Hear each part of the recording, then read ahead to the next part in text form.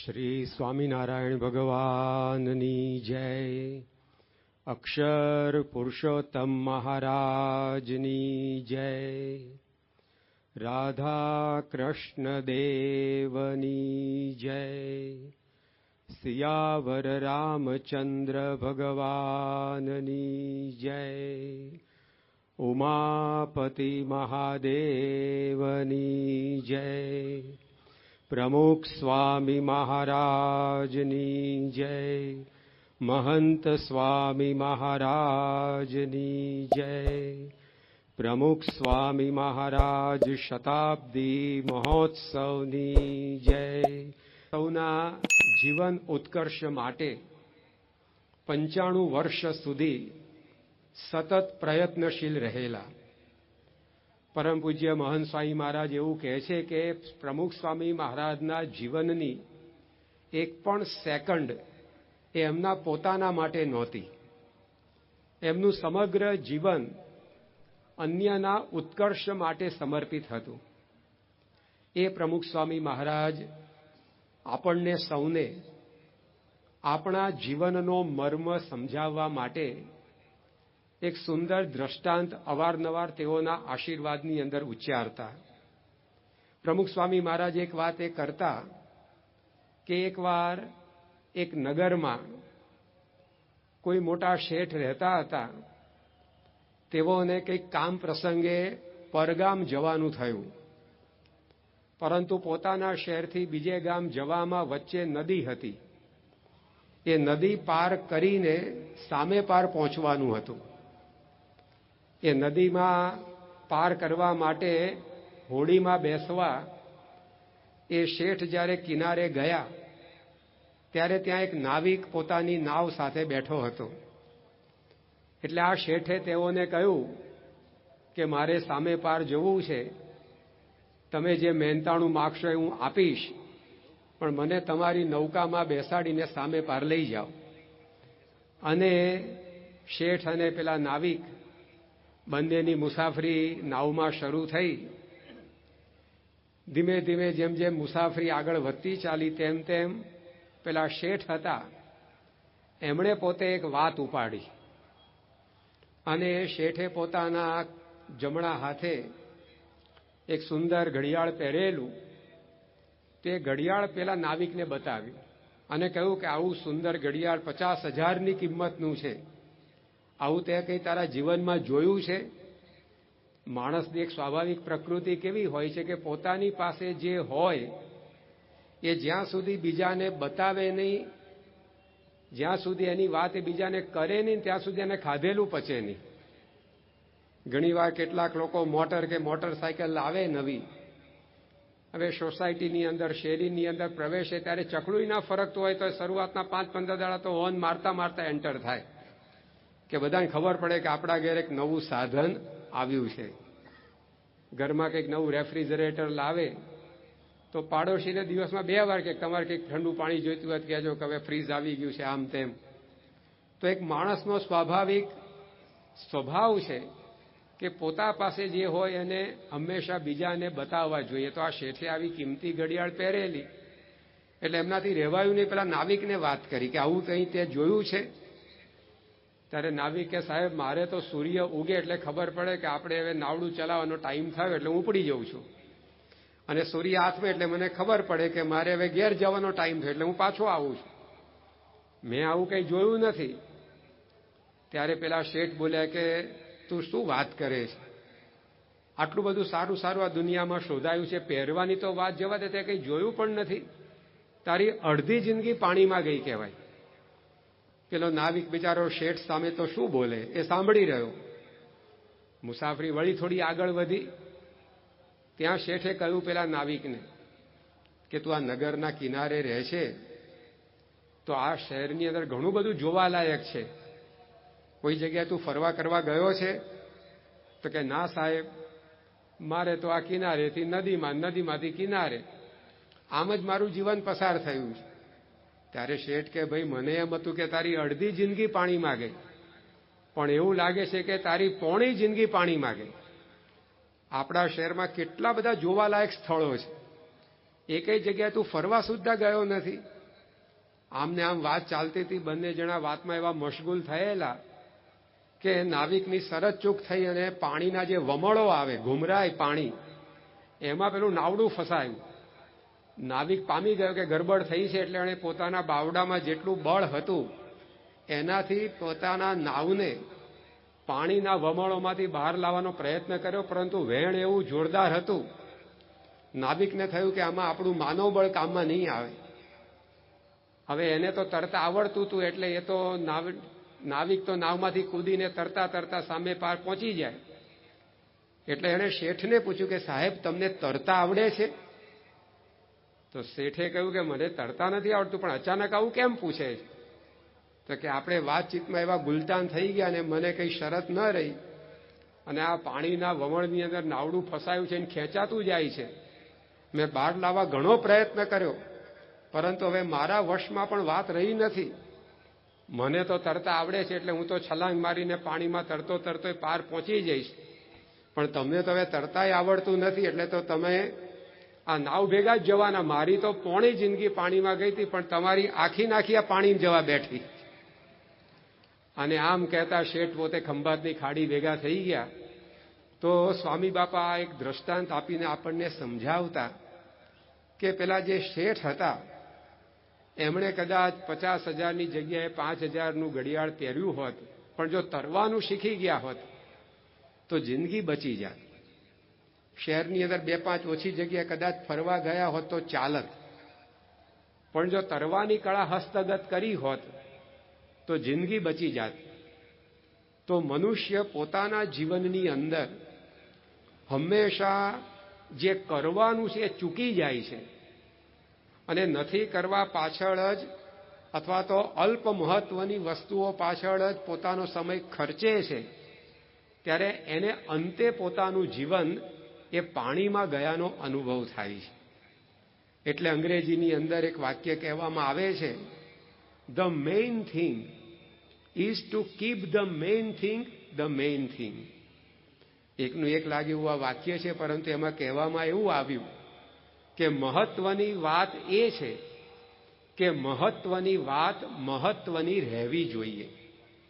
આપણે ઘડિયાળ ન પહેરીએ એવું આપણે કહેતા નથી. આપણી જરૂરિયાત પ્રમાણે, આપણા મોભા પ્રમાણે આપણે વસ્તુઓનો ઉપયોગ જરૂર કરીએ, પરંતુ એ વસ્તુઓ પાછળ જ જીવન ખર્ચાવવું ન જોઈએ. આપણને આ લોકની અંદર જીવતા જીવતા અંતે ભવસાગર તરવાની કળા હાથમાં આવી જવી જોઈએ. તો આપણું જીવન સાર્થક થયાનો અનુભવ થશે, નહીતર આપણું જીવન પાણીમાં ગયાનો અનુભવ થાય છે.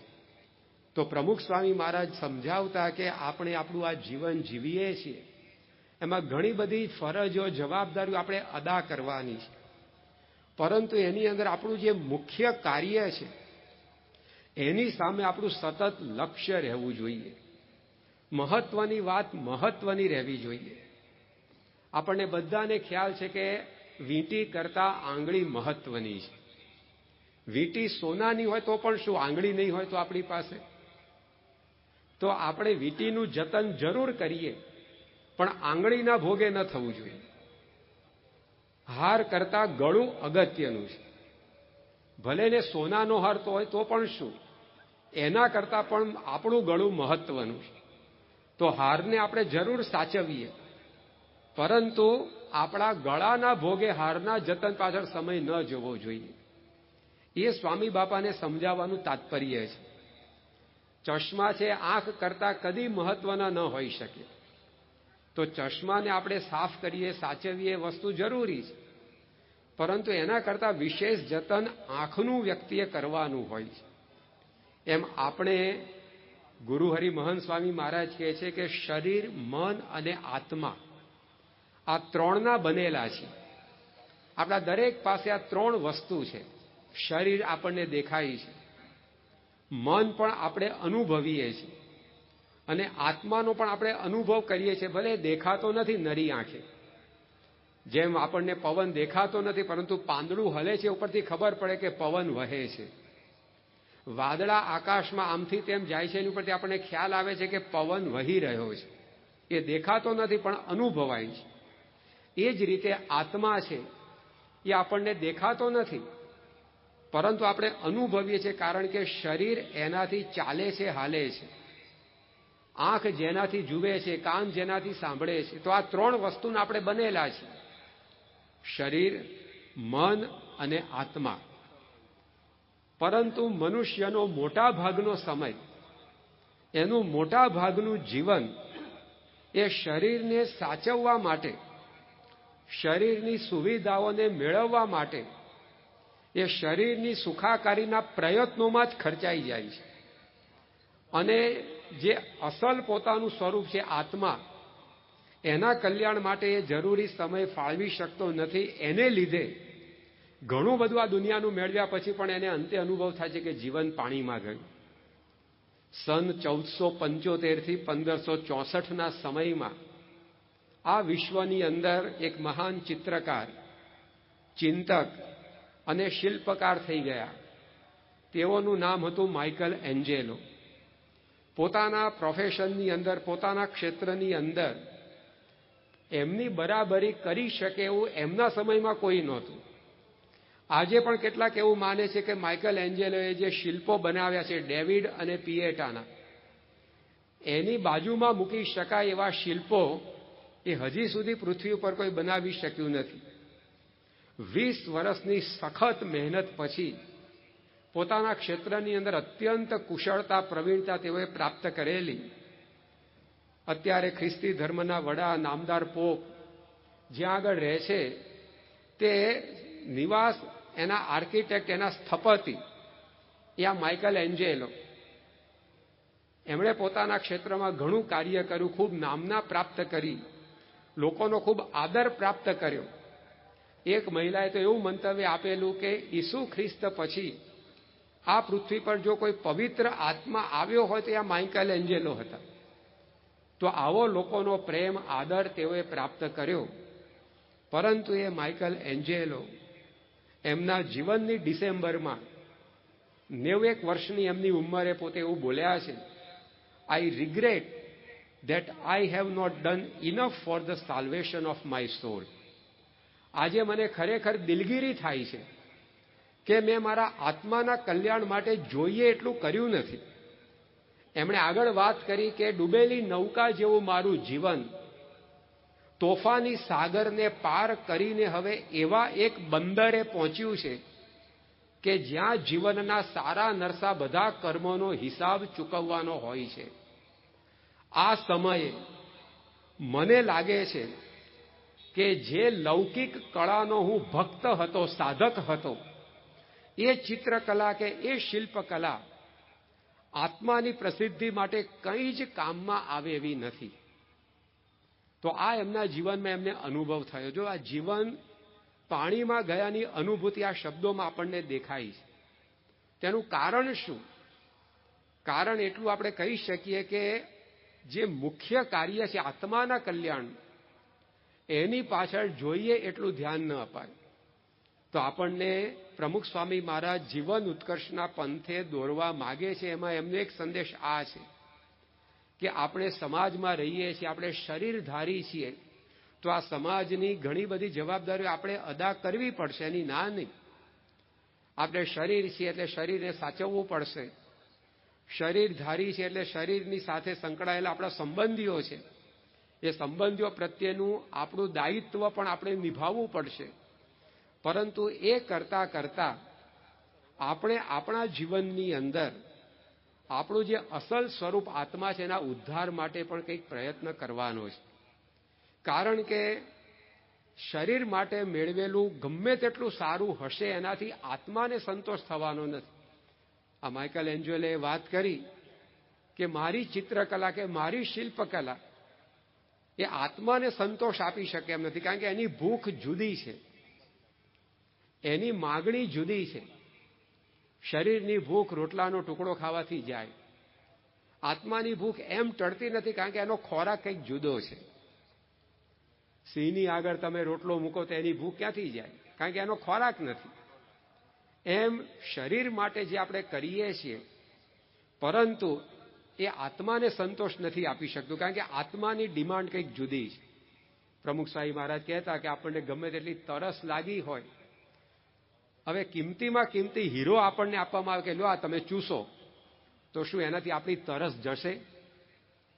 કારણ કે તરસ છે ને પાણી ઝંખે છે. ભલે પાણી હીરા કરતા સસ્તું છે, દેખાવમાં હીરા કરતા સાદું દેખાતું હશે, છતાં પણ આપણી તરસ પાણી પીશું ત્યારે જ જશે, હીરો ચૂસવાથી નહીં જાય. તો જેમ આપણને સમજાય છે કે શુદ્ધ તરસ શુદ્ધ પાણી ઝંખે છે. આપણને કકડીને ભૂખ લાગી હોય, હવે ભૂખનું દુઃખ સારામાં સારી ગાડીમાં બેસીને શહેરમાં આટો મારવાથી મટવાનું છે? કારણ કે ભૂખ છે ને અન્ન માગે છે, એ ગાડી નથી માગતી. એ ભૂખને શમાવવા અન્ન જ જોઈએ. ભલે રોટલાનો ટુકડો ગાડી કરતા સસ્તો હશે, પણ એનાથી આપણી ભૂખ ભાંગશે. તો એ જ રીતે આપણે શરીર માટે ગમે તેટલું કરીએ, મેળવીએ, આ દુનિયામાં ગમે તેટલી પ્રસિદ્ધિ સિદ્ધિ પ્રાપ્ત કરીએ, પરંતુ સ્વામીજી સમજાવતા કે આત્માની વસ્તુ કંઈક જુદી છે. તો એને શું જોઈએ છે, શેનાથી એને સંતોષ થાય છે, એ પણ સાથે આપણે એને આપવું પડશે. આપણે 24 કલાકનો દિવસ મળે છે, એમાંથી ભલે 24માંથી કદાચ 12 કલાક આપણા શરીર વ્યવહાર માટે આપણે વાપરીએ, પરંતુ 24માંથી 1-2 કલાક પણ વ્યક્તિએ પોતાના આત્માના ઉદ્ધાર માટે, ઉત્કર્ષ માટે વાપરવાના છે. તો જ આપણા જીવનની અંદર આપણને સુખ, શાંતિ અને સંતોષનો અનુભવ થશે. તો જ આપણને આપણા જીવનની અંદર આપણું જીવન સાર્થક થયું છે એ પ્રકારનો અનુભવ થશે. 1950થી 60ના અરસામાં પરદેશની અંદર એક પુસ્તક પ્રકાશિત થયેલું, આઈ એમ ઓકે, યુ આર ઓકે. હું પણ બરાબર છું અને તમે પણ બરાબર છો. થોમસ એ હેરિસ નામના લેખકે આ પુસ્તક લખેલું. એમણે પોતાના અનુમાન, અટકળો, વિચારો, બુદ્ધિશક્તિ પ્રમાણે વ્યક્તિ પોતાના જીવનમાં કૃતાર્થપણું કેવી રીતે અનુભવી શકે એ સંબંધી કેટલીક માહિતીઓ મૂકેલી. આ પુસ્તક પ્રકાશિત થયું અને થોડાક જ સમયની અંદર પરદેશના દેશોની અંદર એની ઘણી બધી નકલો ચપોચપ વેચાઈ ગઈ. ત્યારે કેટલાક મનોચિકિત્સકોને આશ્ચર્ય થયું કે પરદેશની અંદર સમૃદ્ધિની છોળોમાં ઉછરતા દેશોમાં જે વ્યક્તિઓ રહે છે, એના જીવનમાં એવું શું ખૂટે છે કે જેને લીધે આ પુસ્તક વાંચવા તેઓએ પડાપડી કરી મૂકી? શું તેઓને આઈ એમ ઓકે એવું નથી અનુભવાતું? તો જો આપણને ખ્યાલ આવે છે કે મનુષ્ય લૌકિક વસ્તુઓ ગમે તેટલી મેળવે, ગમે તેટલી સારી મેળવે, છતાં પણ એ પોતાના આત્માના ઉદ્ધાર માટે જ્યારે કંઈ કરતો નથી, ત્યારે એને લૌકિક ઉપલબ્ધિઓ કોઈ શાંતિ આપી શકતી નથી. એની સામે આપણા હિન્દુસ્તાનની અંદર આપણી સંસ્કૃતિમાં થયેલા સંતો ભક્તોનો આપણે વિચાર કરીએ તો આપણને ખ્યાલ આવે છે કે તેઓ પાસે કદાચ આ લોકની સંપત્તિ ઓછી વધતી હતી, આ લોકની પ્રસિદ્ધિ ઓછી વધતી હતી, પરંતુ તેઓએ પોતાના શરીરની સાથે સાથે આત્માના કલ્યાણ ઉપર ધ્યાન આપ્યું તો તેઓને અંતે રોવાનો વારો નથી આવ્યો. મીરાબાઈ પોતે મેવાડની મહારાણી હતા, ઘણા સુખી સંપન્ન હતા, પરંતુ તેઓને આ વાત સમજાઈ ગઈ કે જીવનમાં મહત્વની વસ્તુ મહત્વની રહેવી જોઈએ. તો એમણે પોતે અધ્યાત્મના માર્ગે પ્રયાણ કર્યું. એમણે પોતે એમના ભજનની અંદર લખ્યું છે કે પાયોજી મેને રામ રતન ધન પાયો, જન્મો જન્મ કી પૂંજી પાઈ. એમના જીવનની અંદર સંતોષ થયો, એમને કશું અધૂરું નથી એવું લાગ્યું. એનું કારણ શું? એનું કારણ આ કે એમણે પોતાના જીવનની અંદર શરીર વ્યવહારની સાથે સાથે આત્માના કલ્યાણ ઉપર પણ લક્ષ્ય આપ્યું. આપણે જીવનની અંદર ગોથું ખાઈએ છીએ એનું એક કારણ આ છે. રોબર્ટ જે મેકેન નામના એક બહુ મોટા મેનેજમેન્ટ કન્સલ્ટન્ટ છે, એમણે પોતે એવી વાત કરી છે કે most major goals are not achieved in life because we are spending too much time in doing second thing first. આપણે જીવનમાં ઉચ્ચતમ ધ્યેયને હાંસલ નથી કરી શકતા. આપણું ઉચ્ચતમ ધ્યેય શું છે? સુખ, શાંતિ, સંતોષ, પૂર્ણ કામપણું એ આપણું અલ્ટિમેટ ધ્યેય છે. વ્યક્તિ સારા કપડાં પહેરે છે, સારા ઘરેણાં પહેરે છે, એ સારું મકાન બનાવે છે, એ સારી ગાડી લાવે છે, એ સારું જમે છે, પણ એ બધું કરવા પાછળ અલ્ટિમેટલી હેતુ શું છે કે હું સારા કપડાં પહેરીને મજા લઈ લઉં, હું સારા ઘરેણાં પહેરીને આનંદ લઉં, હું સારું જમીને મજા માણું. અંતે આપણા બધાનું લક્ષ્ય, કંઈ પણ આપણે પ્રવૃત્તિ કરીએ છીએ, પણ અંતિમ લક્ષ્ય આપણું આ છે કે આ કરીને, આ પહેરીને, આ જોઈને, આ જમીને, આ જગ્યાએ જઈને હું કંઈક શાંતિ, સંતોષ, સુખ પામી શકું. આપણું મહત્વનું લક્ષ્ય છે, ધ્યેય છે, પણ એ કેમ સિદ્ધ નથી થતું? તો આ રોબર્ટ મેકેને કહ્યું કે આપણે ભૂલ ક્યાં કરીએ છીએ? તો બીજી ક્રમે આવતી વિગત એને પહેલા ક્રમે મૂકીને એની પાછળ જીવન ખર્ચી નાખીએ. બીજા ક્રમે જે રહેવું જોઈએ બીજા ક્રમે જ રાખો, પહેલા ક્રમે જે રહેવું જોઈએ પહેલા ક્રમે રાખો, અને એ પ્રમાણે એને તમે બરાબર ન્યાય આપશો તો જીવનની અંદર શાંતિ મળશે. આત્મા છે એનું સ્થાન પહેલું છે, એના પછી શરીરનું સ્થાન છે. પરંતુ મનુષ્ય આત્માને બીજા ક્રમે હડસેલીને શરીર ઉપર જ ધ્યાન આપી આખું જીવન ખર્ચી કાઢે છે. એને કારણે એના જીવનની અંદર આ ગફલત એને શાંતિના સ્ટેશન સુધી નથી પહોંચવા દે. મહાન સ્વામી મહારાજ ઘણીવાર એમની કથા વાર્તામાં એક દ્રષ્ટાંત આપે છે કે ધારે કોઈક વિદ્યાર્થી એ પરીક્ષા આપવા માટે બેઠો હોય, 100 માર્કનું પ્રશ્નપત્ર હોય, એમાં એક પ્રશ્ન 80 માર્કનો હોય અને બીજો પ્રશ્ન છે 20 માર્કનો હોય. તો વિદ્યાર્થીએ સૌથી પહેલો કયો પ્રશ્ન લખવા માટે ઉપાડવો જોઈએ? તો સ્વાભાવિક છે કે 80 માર્કના પ્રશ્નો ઉપર જો વધારે લક્ષ્ય આપે એ વધારે ડાપણભર્યું કામ છે. હવે 20 માર્કના પ્રશ્નનો ઉત્તર લખવામાં 2.5 કલાક ખર્ચી નાખે 3 કલાકમાંથી, અને પછી જે 80 માર્કનો પ્રશ્ન છે એના માટે અડધો કલાક બચ્યો, તો એ અડધો કલાકમાં ગમે તેટલું સારું લખશે 80 માર્કના પ્રશ્નમાં, પણ તો એ પાસ થઈ શકશે? ચલો પેલામાં 20માંથી 20 લાવ્યા, પણ એમાં 3માંથી 2.5 કલાક ખર્ચાઈ ગયા એના. હવે 80માંથી માર્કને ખેંચવા માટે એની પાસે માંડ અડધો કલાક બચ્યો છે, કેટલું ભેગું કરશે એમાં? તો એ જરૂર નિષ્ફળ જવાનો પરીક્ષાની અંદર. તો અગત્યનું કાર્ય છે કે જે 80 માર્કનો પ્રશ્ન છે એને પહેલો એટેન્ડ કરો. એમાંથી ભલે 40 આવ્યા તોય પાસ થઈ જશો, અડધા આવ્યા તો પણ, અને પેલામાં 20માંથી 20 આવશે તોય જોખમ પાસ થવાનું. તો એટલા માટે આપણા જીવનની અંદર જે મહત્વની વસ્તુ છે, આપણે 3 વસ્તુના બનેલા શરીર, મન, આત્મા, એમાંથી આત્માના કલ્યાણ ઉપર આપણે વિશેષ ધ્યાન રાખવું જોઈએ. એનો અર્થ એવો નથી કે વ્યવહાર ન કરવો, વ્યવસાય ન કરવો, સંસાર ન કરવો. આપણા દેશની અંદર એવા ઘણા રાજાઓ થઈ ગયા છે જેને આપણા કરતા 100 હજાર ગણી વધારે પ્રવૃત્તિઓ હતી, તેમ છતાં પણ તેઓ જીવનનું આ ગણિત સમજ્યા હતા તો પોતાના જીવનનો ઉત્કર્ષ કરી શક્યા છે અને પોતાનું રાજ્ય પણ સારી રીતે ચલાવી શક્યા છે. અને જ્યારે જીવનનો અંત આવ્યો ત્યારે પોતે હસતા હસતા દુનિયામાંથી વિદાય થયા છે, કારણ કે પરલોકમાં એમની સીટ રિઝર્વડ હતી.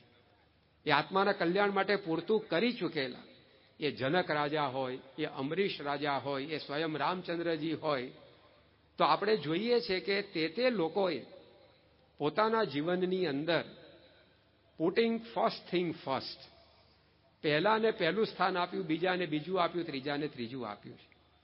તો આપણે પ્રમુખ સ્વામી મહારાજ જે સમજાવે છે એની ઉપરથી આટલું સ્પષ્ટ થાય છે કે આપણા જીવનની અંદર આપણે વ્યવહાર અને વ્યવસાય કરતા કરતા પણ આપણા આત્માના ઉદ્ધાર માટે કંઈક કરવાનું છે. તેના માટે શું છે? તો આપણી સંસ્કૃતિ એના માટે આપણને 3 વસ્તુ આપી છે જેનાથી આપણા આત્માનો ઉત્કર્ષ આપણે કરી શકીએ. શરીરનો ઉત્કર્ષ તો માણસે ઘણો કર્યો. જૂના જમાનાની અંદર લોકો પગપાળા ચાલીને જતા. આજે 1000 કિલોમીટરની મુસાફરી કરી હોય તો પરસેવાનું ટીપું ન પડે એવી સુવિધા સજ્જ ગાડીઓ માણસે શોધી કાઢી. શરીરનો ઉત્કર્ષ ઘણો થઈ ગયો. જૂના જમાનાની અંદર માણસો જે જમતા અને અત્યારના માણસો જે જમે છે, તો એ આપણે જોઈએ છે ત્યારે આપણને ખ્યાલ આવે છે કે શરીરના ઉત્કર્ષ માટે માણસે કશું બાકી રાખ્યું નથી એવું અત્યારે આપણે કહી શકીએ. જે રીતે સુવિધાઓ વધી છે, જે રીતે માણસે પોતે બધો વિકાસ કર્યો દુનિયાનો, તો શરીરના ઉત્કર્ષ માટે ઘણું થયું, પરંતુ આત્માના ઉત્કર્ષ માટે પણ એવી વ્યવસ્થા આપણી સંસ્કૃતિએ કરી છે. તો એની અંદર પ્રથમ વાત આપણને આપવામાં આવી છે આપણા મંદિરોની. ભારતની અંદર સ્થપાયેલા મંદિરો એ સ્થાપત્યની રીતે તો બે નમૂન છે જ. વિશ્વના આર્કિટેક્ટ અભ્યાસ કરી શકે એવું એમાં દૈવત છે જ, પરંતુ એ મંદિરો આપણા આત્માના ઉત્કર્ષની કળા શીખવાડે છે. જેમ શરીરને સ્વસ્થ અને મજબૂત રાખવા માટે અખાડા હોય છે, જિમ્નેશિયમ હોય છે, યોગ્ય આહાર હોય છે, એનાથી શરીર સ્વસ્થ રહે. પરંતુ શરીર સ્વસ્થ હશે પણ મન માયકાંગલું હશે તો આપણે શરીર સ્વસ્થ હશે પરંતુ મન જો મજબૂત નહીં હોય, આત્મા જો આપણો સજ્જ નહીં હોય, તે સ્વસ્થ શરીરથી આપણે કંઈ કામ નહીં કરી શકીએ. તો જેમ શરીરને સ્વસ્થ મજબૂત રાખવા માટે જિમ્નેશિયમ છે, અખાડાઓ છે, કસરતના સ્થાનો હોય છે, એમ આત્મા માટે આપણને આ સ્થાન આપ્યું સંસ્કૃતિએ મંદિર. એમાં જવાથી આપણા આત્માના ઉત્કર્ષની વિદ્યા આપણને પ્રાપ્ત થાય છે. પ્રમુખ સ્વામી મહારાજે પરદેશની અંદર જે મંદિરો બનાવ્યા છે, ત્યાં આગળ અત્યારે જે પરદેશીઓ આવે છે, અમેરિકામાં આ સંસ્થાના 100થી વધારે મંદિરો છે. યુરોપની અંદર પણ 25થી વધારે મંદિરો હશે. આફ્રિકાની અંદર પણ એટલી સંખ્યાની અંદર મંદિરો છે. ઓસ્ટ્રેલિયા, ન્યૂઝીલેન્ડ જેવા દેશોની અંદર પણ મંદિરો છે. અબુધાબી જેવા દેશમાં પણ મંદિર બની રહ્યું છે. પરંતુ ત્યાં અત્યારે તે દેશમાં રહેતા સ્થાનિક નાગરિકો જ્યારે જોવા માટે આવે છે, ત્યારે તે લોકો મંદિરના આર્કિટેક્ચરથી તો પ્રભાવિત થાય છે, પરંતુ એ મંદિરમાં આવવાથી એમને જે શાંતિનો અનુભવ થાય છે, એમને કંઈક પ્રેરણા જે પ્રાપ્ત થાય છે, એનાથી બધા મુગ્ધ બની જાય છે. એટલાન્ટામાં પ્રમુખ સ્વામી મહારાજે 2007ના વર્ષે જ્યારે મંદિરનું ઉદ્ઘાટન કર્યું અને પ્રમુખ સ્વામી મહારાજ પણ ત્યાં જ બિરાજમાન હતા, તે વખતે ખ્રિસ્તી પાદરી એ એમના કોક સ્નેહી સાથે આપણા મંદિરે આવેલા અને તેઓએ મંદિરને જોઈ પછી પ્રમુખ સ્વામી મહારાજને મળ્યા ત્યારે વાત કરી કે હું આપના ભક્તોને મળ્યો ત્યારે જાણે ભગવાનના સંતાનોને મળતો હોય એવો મને અનુભવ થયો. હું જ્યારે આ મંદિરમાં આવ્યો ત્યારે જાણે ભગવાનના ઘરમાં આવ્યો હોય એવો મને અનુભવ થયો. અને હું જ્યારે આપને મળી રહ્યો છું ત્યારે જાણે હું ભગવાનને મળી રહ્યો હોઉં એવો મને અનુભવ થાય છે. તો જો મંદિરમાં આવવાથી આપણને આવી શાંતિનો અનુભવ, દુનિયા પરનો એક અનુભવ થાય છે, જેનાથી આત્માની ભૂખ સંતોષાય છે. ભગવાનને આપણે પ્રાર્થના કરીએ, ભગવાનને આપણે વંદન કરીએ, એ આત્માને ગમે છે. જેમ શરીરને ખાવું ગમે છે, જેમ શરીરને જોવું ગમે છે, એ એની ભૂખ છે, એમ આત્માની ભૂખ આ છે. ભક્તિ, સત્સંગ એ એને મળે ત્યાં આત્મા કોળી ઉઠે છે. ત્યાં એને લાગે છે કે મારો કંઈક ઉત્કર્ષ થયો. દેશની અંદર પણ જ્યાં જ્યાં પ્રમુખ સ્વામી મહારાજે મંદિરો કર્યા છે, તે મંદિરોમાં આવવાથી આજે હજારો લોકોના જીવન પરિવર્તન પામ્યા છે. એ બધા જીવન ઉત્કર્ષના પંથે ચડ્યા છે. એ લોકોને જીવનનો મર્મ પોતાના હાથની અંદર આવ્યો છે. અટલાદરાની અંદર પ્રમુખ સ્વામી મહારાજ 1989ના વર્ષમાં બિરાજમાન હતા અને એ વખતે ત્યાં વસંત પંચમીના ઉત્સવમાં મોહનસિંહ રાઠવા નામના આપણા ગુજરાતના અગ્રણી નેતા પધારેલા. એમણે પોતે વાત કરેલી કે હું છોટા ઉદેપુર વિસ્તારનું પ્રતિનિધિત્વ કરું છું. ત્યાં પ્રમુખ સ્વામી મહારાજનો સત્સંગ આવ્યો તે પૂર્વેની પરિસ્થિતિ મેં જોઈ છે. એ અમારા આદિવાસી ભાઈઓના જીવન મેં જોયા છે. દારૂની અંદર એ જીવન ડૂબ્યા હતા. એ જીવનની અંદર વ્યસનો એવા ઘૂસ્યા હતા કે એ આદિવાસીઓના ઝૂંપડા એ પાકા થતા નહોતા. એમની પાસે જમીનો હતી પરંતુ ખેતીની અંદર એ કશું પકવી નહોતા શકતા. પોતાના પરિવારને 2 ટંક પૂરતું જમાડી શકતા નહોતા. પરંતુ પ્રમુખ સ્વામી મહારાજે ત્યાં આગળ મંદિરો કર્યા. ત્યાં આગળ પ્રમુખ સ્વામી મહારાજના સંતોનું વિચરણ થયું અને મંદિરો દ્વારા આ આદિવાસી ભાઈઓના જીવન જે પલટાયા છે અને એ લોકો જે સુખી થયા છે મેં નજર જોયું. તો સ્વામીશ્રીના મંદિરો, આપણી સંસ્કૃતિના મંદિરો એ આપણું આલોક અને પરલોક બંનેનું હિત કરે છે. આપણા આત્માના ઉત્કર્ષ માટે, એટલે કે જીવનના ઉત્કર્ષ માટે આપણી સંસ્કૃતિએ આપણને એવા શાસ્ત્ર આપ્યા છે. શાસ્ત્રો માટે કહેવામાં આવે છે કે મેન્યુઅલ ઓફ મેનકાઇન્ડ. આપણે મોબાઈલ ખરીદે તો એની સાથે પણ ટચુકડી પુસ્તિકા આપે છે કે આ મોબાઈલને કેવી રીતે વાપરજો, એનું એમાંથી આપણને જ્ઞાન મળે. આપણે ઘરમાં કોઈ ટીવી લાવીએ કે ફ્રીજ લાવીએ તો એની સાથે પણ એનું મેન્યુઅલ આવે છે કે આ વસ્તુને કેવી રીતે વાપરશો તો એ સારી રીતે કામ આપશે. તો દરેક વસ્તુને વાપરવાનું એક વિજ્ઞાન શીખવું પડે છે. તો આ દુનિયાની અંદર સૌથી કિંમતીમાં કિંમતી વસ્તુ જો કોઈ પણ હોય તો એ આપણું આ માનવ શરીર છે, આપણું આ માનવ જીવન છે. આ માનવ શરીરની કિંમત કેટલી? એક પ્રોફેસર મોરોવિટ્સે કિંમત કાઢી છે, આત્મા વગરનું શરીર $6,000 ટ્રિલિયન ખર્ચીએ ત્યારે તૈયાર થાય. હવે સૌથી કિંમતીમાં કિંમતી તો આપણે જ છીએ આ દુનિયાની અંદર. તો એને વાપરવાનું કોઈ મેન્યુઅલ ન હોય? કેવી રીતે શરીર વાપરવું, કેવી રીતે આ જીવન વ્યતીત કરવું, માનવ જીવનની કિંમત કેટલી? એકવાર એક રાણી પોતે મરવા પડ્યા ત્યારે એમણે ઢંઢેરો પીટાવ્યો હતો કે મને જો કોઈ અડધો કલાક વધારે જીવાડી આપે તો હું મારું અડધું રાજ્ય તાંબાના પત્રે એમને ભેટમાં લખી દઉં. પરંતુ જીવનની દોરી ઓછી આપણા હાથમાં છે, કોણ એમને જીવાડી શક્યું નહીં. તો માનવ જીવન કરોડો અબજો રૂપિયા તમે આપો, એક સેકન્ડ ખરીદી શકાતી નથી. તો સૌથી કિંમતીમાં કિંમતી આપણું માનવ શરીર છે, આપણું માનવ જીવન છે. તો જો 25,000 રૂપિયાનો મોબાઈલ વાપરવાનું એક મેન્યુઅલ આવતું હોય, એ 5-10 હજારના ફ્રીજને વાપરવાનું મેન્યુઅલ આવતું હોય, તો આટલું કિંમતી શરીર જીવન એને વાપરવાનું મેન્યુઅલ એ આપણા શાસ્ત્રો છે. એ આપણને જે રીતે દિશા ચીંધે એ પ્રમાણે જો આપણે આપણું જીવન જીવીએ, આપણે આપણા શરીર પાસેથી કામ લઈએ, તો આપણું શરીર અને આપણું જીવન એ બંને આપણને સાર્થક થયાનો અનુભવ થાય.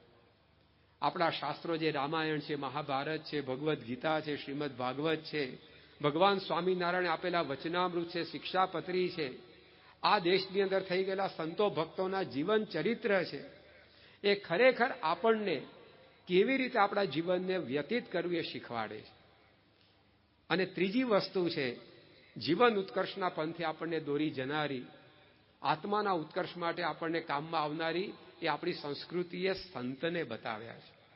ભારતના એક સમયના રાષ્ટ્રપતિ ડોક્ટર સર્વપલ્લી રાધાકૃષ્ણન એવું કહેતા કે આપણે આ સમાજમાં જીવીએ છીએ તો we are not living by the inventions that scientist have made, but by the saints moving around અસ.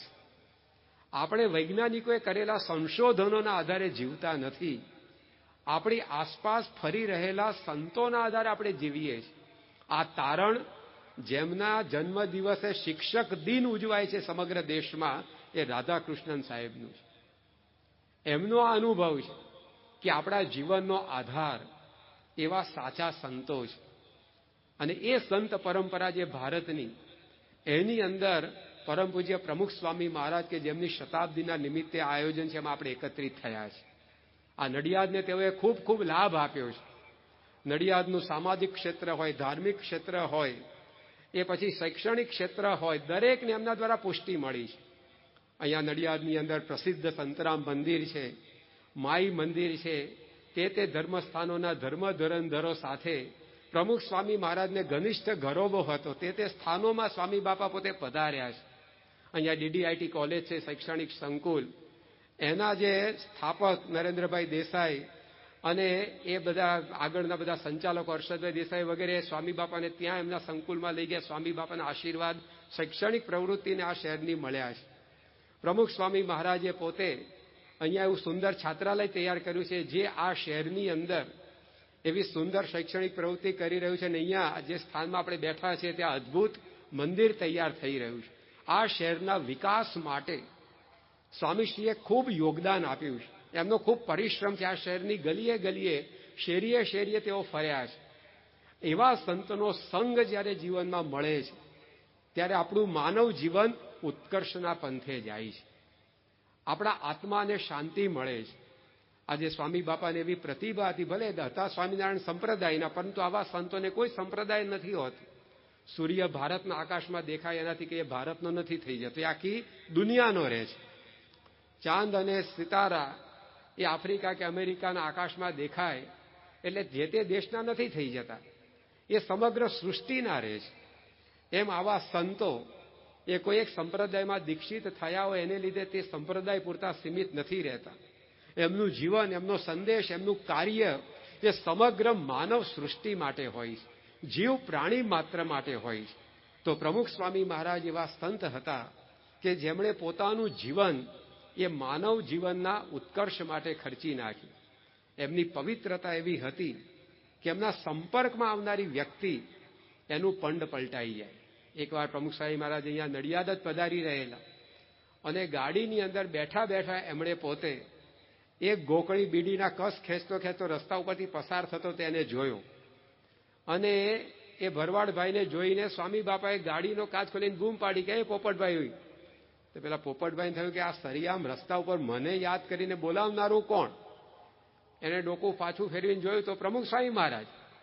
એ તો બીડી હાથમાંથી ફેંકીને પગ નીચે કચરીને સીધો ગયો બાપા પાસે. સ્વામી કે અમે તમારા ગામમાં આવ્યા ને તમને બીડી છોડાવી હતી અને તમે પાછી આ ચાલુ કરી દીધી. ત્યારે પેલા પોપટભાઈને થયું કે મહારાજ એક સાધારણ મનુષ્ય એના જીવનની અંદર રસ્તે ઉભા રહીને આટલો રસ લેનાર આ સંત કેવા. અને ત્યાં ને ત્યાં બીડી તો જેવડા નીચે કચરેલી, પણ પોતાની જીભ પણ કચરી કે સ્વામી હવે હું કોઈ દિવસ વ્યસન નહીં કરું. તો આવો પ્રમુખ સ્વામી મહારાજે એક એક વ્યક્તિના જીવનમાં રસ લીધો છે. એમના માટે કોઈ વ્યક્તિ એ સાધારણ નહોતો. દરેક વ્યક્તિનું એ મૂલ્ય અને મહત્વ સમજતા. એ ભલે ગમે તેવો સામાન્ય હોય, એ પોતે એને સામાન્ય નહોતા માનતા. અને એ રીતે એમણે સમગ્ર જીવન પોતાનું વિતાવેલું.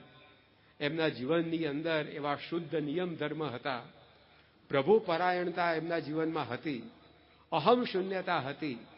એને લીધે જ્યાં જ્યાં તેઓ ગયા ત્યાં ત્યાં સૌને શાંતિ મળતી. 1985માં ઇંગ્લેન્ડની ધરતી પર તેઓ 1 મહિના સુધી કલ્ચરલ ફેસ્ટિવલ ઓફ ઇન્ડિયા ઉજવ્યો.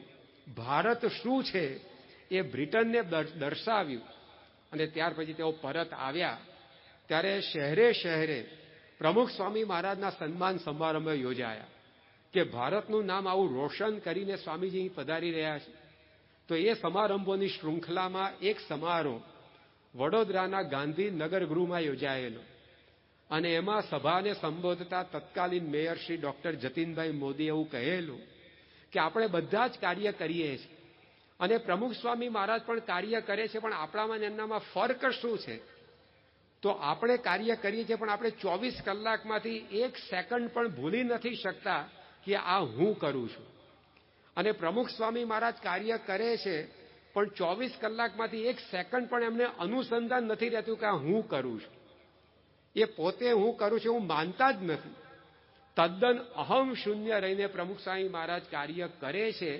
એટલે તેઓ જ્યાં જ્યાં જાય છે ત્યાં ત્યાં સૌને શાંતિ મળે છે અને એમના દરેક કાર્યથી લોકોને શાંતિ મળે છે. પ્રમુખ સ્વામી મહારાજના મંદિરમાં કોઈ જાય એને શાંતિનો અનુભવ થાય. અરે પ્રમુખ સ્વામી મહારાજે 1987-88ના ગુજરાતના દુષ્કાળમાં કેટલ કેમ્પ ખોલ્યા તો એ પશુ કલ્યાણ કેન્દ્રોમાં આવનારાને શાંતિ થતી. હવે ત્યાં ક્યાં મંદિર હતું? પણ અહમ શૂન્ય થઈને થતી પ્રવૃત્તિનો આ પ્રભાવ. પ્રમુખ સ્વામી મહારાજના બાળ મંડળમાં કોઈ આવે, એમના યુવક મંડળોમાં કોઈ આવે, એમના સત્સંગ મંડળોમાં કોઈ આવે, એમના દ્વારા સંચાલિત શાળાઓમાં છાત્રાલયોમાં કોઈ આવે તો પણ સૌને શાંતિનો અનુભવ થાય, કારણ કે અહમ શૂન્ય થઈને કાર્ય થતું.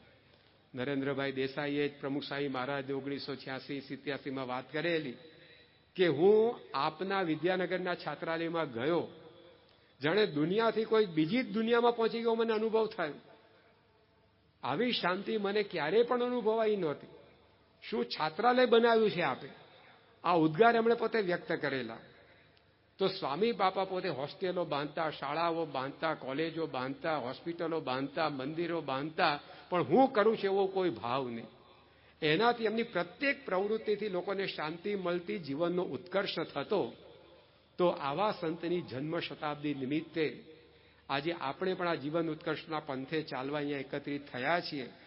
તો એમણે આપણને આ એક સંદેશ આપ્યો છે કે આપણે વ્યવહાર જરૂર કરીએ, વ્યવસાય ભલે કરીએ, પરંતુ એની સાથે શરીરની માવજતની સાથે આત્માની માવજત લેવા માટે મંદિરમાં જવાનું ન ચૂકીએ, આપણા શાસ્ત્રોને વાંચવાનું ન ચૂકીએ, સંત સમાગમ ન ચૂકીએ.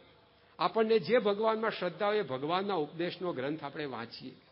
આપણને જે ભગવાનમાં શ્રદ્ધા હોય ભગવાનના મંદિરમાં આપણે જઈએ. આપણને જે સંતમાં શ્રદ્ધા હોય એનો આપણે સત્સંગ કરીએ તો જરૂર આપણા જીવનનો ઉત્કર્ષ થશે. કારણ કે આત્માની ભૂખ આ છે. શરીરની ભૂખ જેમ રોટલાથી ભાંગે છે એમ આત્માની ભૂખ ભક્તિ અને સત્સંગથી ભાંગશે. અને બંનેનો વિકાસ આપણે કરવો છે તો જ આપણું જીવન આપણને સાર્થક લાગશે. એક આંખ વધે ને એક આંખ ન વધે તો શરીર સુંદર લાગશે કે બેડોળ લાગશે? એક પગ વધે અને એક પગ ન વધે તો શરીર કેવું લાગે? બંને પગ એક સરખો વિકાસ પામે છે ત્યારે માણસને ચાલવાનું સુખ આવે છે. બંને હાથ એક સરખો વિકાસ પામે છે ત્યારે આપણને પકડવાનું, કામ કરવાનું સુખ આવે છે. બંને આંખ એક સરખો વિકાસ પામે ત્યારે આપણને જોવાનું સુખ આવે છે. એમ શરીર અને આત્મા બંનેનો ઉત્કર્ષ એટલે કે વ્યવહાર અને અધ્યાત્મ બંનેનો ઉત્કર્ષ કરીશું તો જ આપણને જીવન જીવવાની મજા આવશે, જીવન સાર્થકનો અનુભવ થશે. તો આજે ભગવાન સ્વામિનારાયણ, પ્રમુખ સ્વામી મહારાજ, ગુરુહરિ મહંત સ્વામી મહારાજ, આ દેશમાં થઈ ગયેલા અનેક અવતારો સંતોના ચરણોમાં આપણે એ જ પ્રાર્થના કરીએ કે આપણે વ્યવહાર અને વ્યવસાય કરતા કરતા પણ જે મહત્વની વાત છે આત્માના કલ્યાણની એને ન ભૂલીએ અને આપણા જીવનના ઉત્કર્ષ દ્વારા આપણા પરિવારનો ઉત્કર્ષ, આપણા સમાજનો ઉત્કર્ષ અને આપણા રાષ્ટ્રનો ઉત્કર્ષ પણ આપણે કરી શકીએ. એ પ્રકારે જીવન ઘડવાનું બળ બુદ્ધિ શક્તિ આપણને પ્રાપ્ત થાય એ જ પ્રાર્થના. શ્રી સ્વામિનારાયણ ભગવાનની જય.